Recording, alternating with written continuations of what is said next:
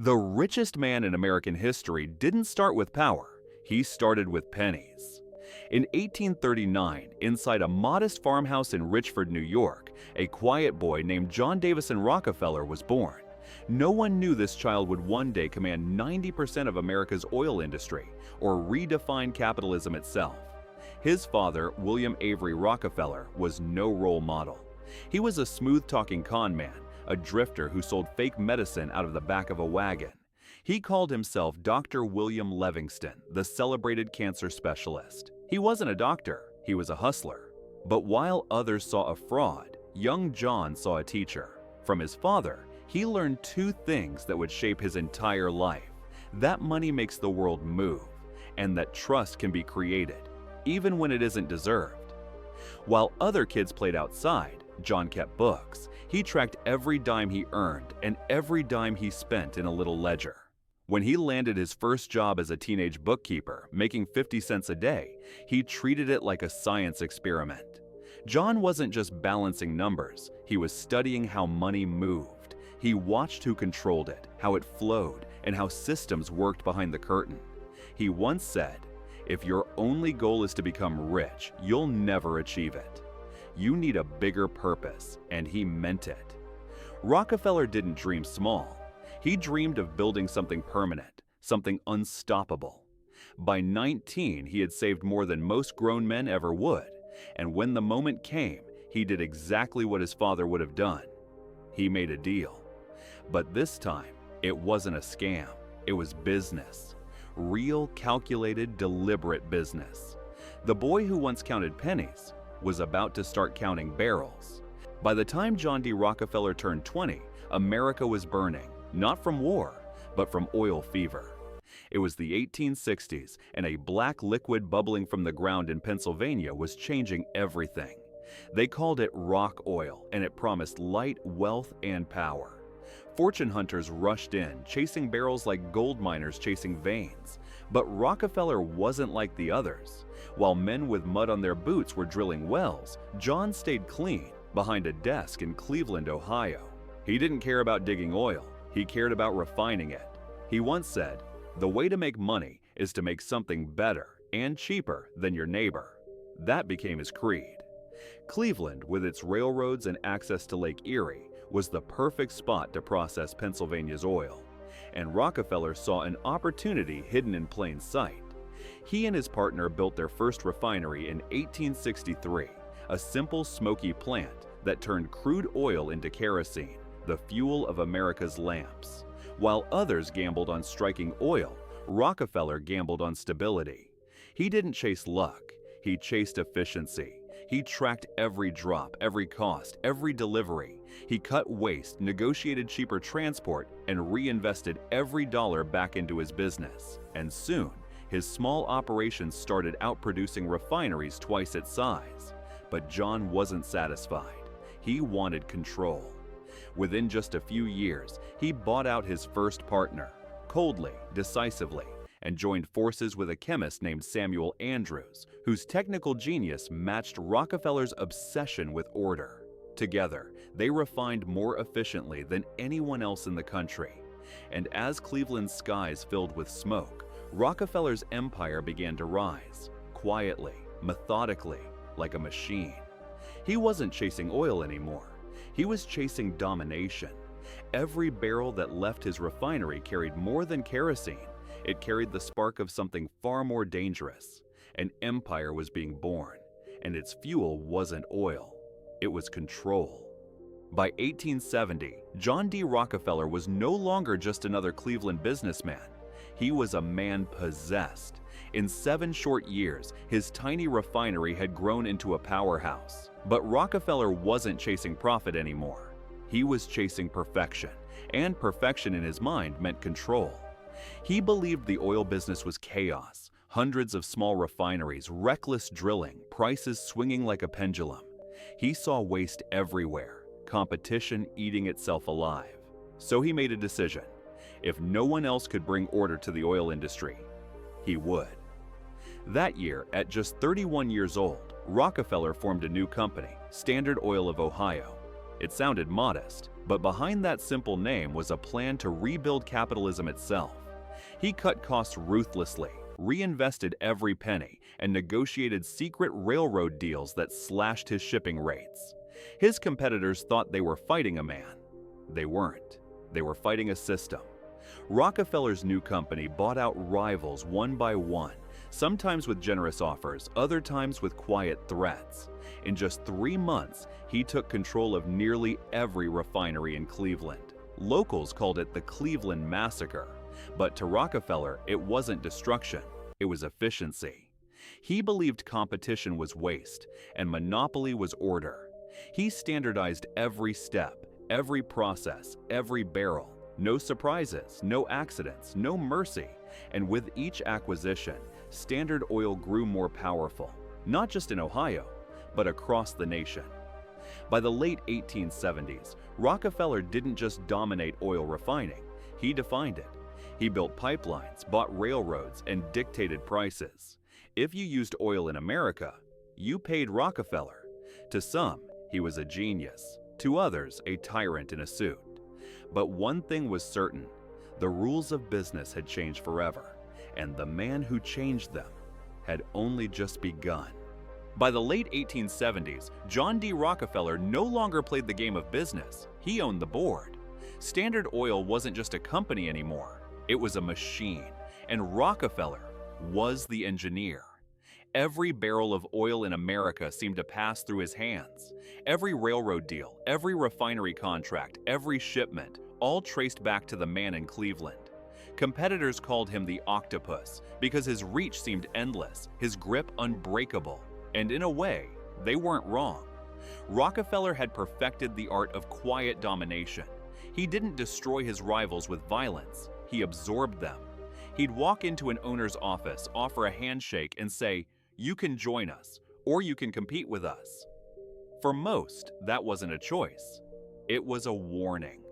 Within just a few years, Standard Oil controlled over 90% of America's refineries. He dictated prices, manipulated railroads, and even wrote secret shipping agreements that made it impossible for smaller companies to survive.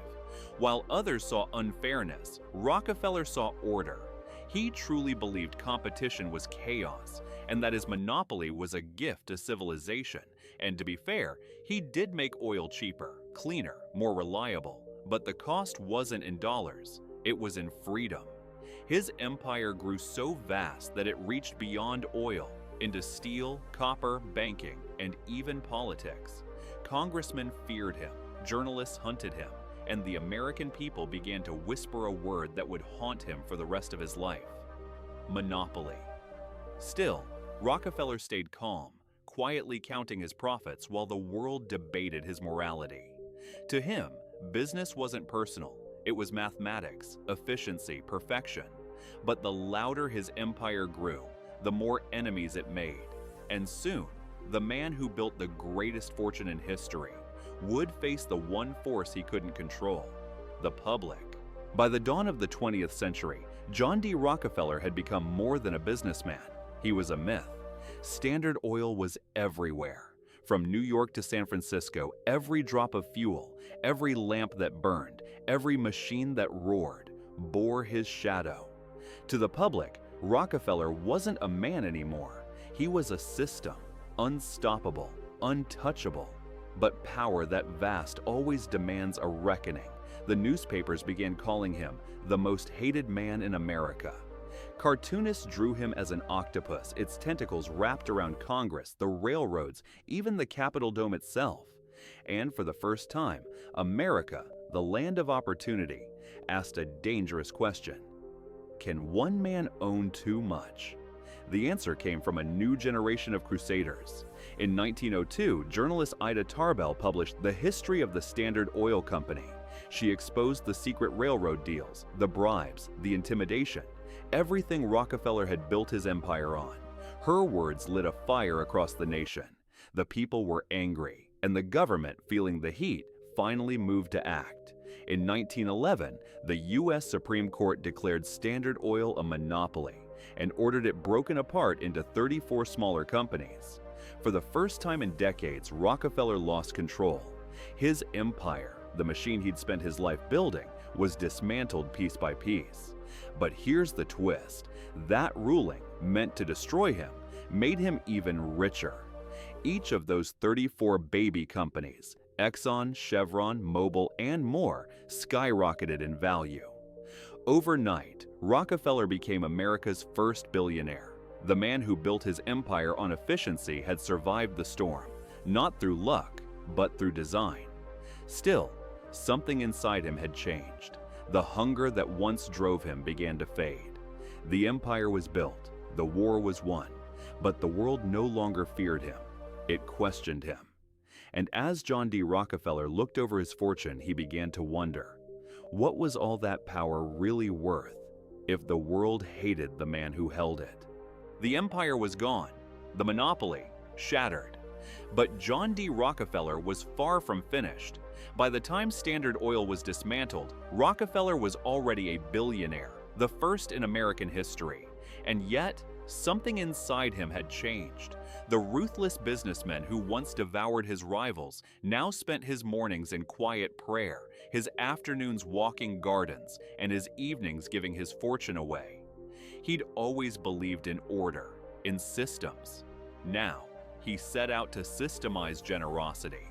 In 1913, he founded the Rockefeller Foundation, a new kind of institution that treated charity not as emotion, but as strategy. He once said, "The best philanthropy is constantly in search of the finalities, a search for cause, an attempt to cure evils at their source." To Rockefeller, throwing money at problems wasn't enough. He wanted to engineer solutions. He funded the University of Chicago, transforming it into one of the top universities in the world. He poured millions into public health, helping to wipe out diseases like yellow fever and hookworm. He built research labs, libraries, and medical schools, not just in America, but across the globe. For every dollar he once used to crush competition, he now used to build hospitals, schools, and hope. The same precision that once dominated markets now served humanity. Every donation, every endowment, every initiative, carefully calculated, deliberately structured, meticulously planned. But redemption is never that simple. Some saw his philanthropy as atonement, a way to cleanse a ruthless past with golden generosity. Others believed he truly had evolved, that beneath the cold strategist lived a man seeking peace. Perhaps both were true. In the end, Rockefeller's name shifted from scandal to legacy. He became a symbol of the American paradox, a man who built his fortune on control and then used that control to give it all away. He had conquered business, rewritten capitalism, and now he was trying to conquer himself. John D. Rockefeller died in 1937, but his empire never did. He left behind more than money. He left behind a blueprint for how power in America would work, forever. The companies born from Standard Oil didn't vanish. They evolved. Exxon, Chevron, BP, ConocoPhillips, each one a fragment of the original giant, still pumping oil, still shaping economies, still carrying the DNA of the man who built them. His fingerprints are everywhere, on Wall Street, in Washington, in the boardrooms of global corporations, and the classrooms of elite universities. The Rockefeller Foundation continues to move quietly, funding science, medicine, agriculture, and global policy. Its programs have influenced everything from vaccines to climate research to foreign aid. The reach is vast, almost invisible, yet undeniable. And the Rockefeller family, still here, still powerful. Their fortune may have scattered through generations, but their philosophy, discipline, structure, control, still defines how dynasties survive in America. To this day, the modern billionaire follows the same script Rockefeller wrote over a century ago. Build, monopolize, consolidate, then rebrand as philanthropy. It's a cycle as old as capitalism itself, and Rockefeller was the first to perfect it. Some say he was ruthless, others visionary.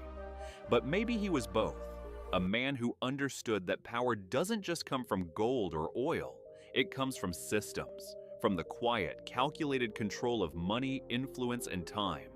Rockefeller's story isn't just history, it's prophecy. Because every corporation that rules the world today, from Silicon Valley to Wall Street, walks the path he paved. He didn't just build an empire, he built the idea of empire. And long after his fortune fades, America still runs on Rockefeller's rules. He started with nothing, a ledger, a prayer, and a plan. John D. Rockefeller didn't just build a company, he built a system where wealth meant power, and power could be disguised as progress. He rewrote capitalism. He showed America how to win, not through force, but through structure. From barrels of oil to billion-dollar foundations, his influence never ended. It simply evolved. Every skyscraper, every bank, every billionaire still echoes his methods: efficiency, monopoly, control. He didn't just build an empire, he built a mirror. And in that reflection, we still see ourselves. Because the true legacy of Rockefeller isn't oil or money or fame. It's the belief that the game can always be mastered if you're willing to play it without mercy. The man is gone, but the machine he built still runs.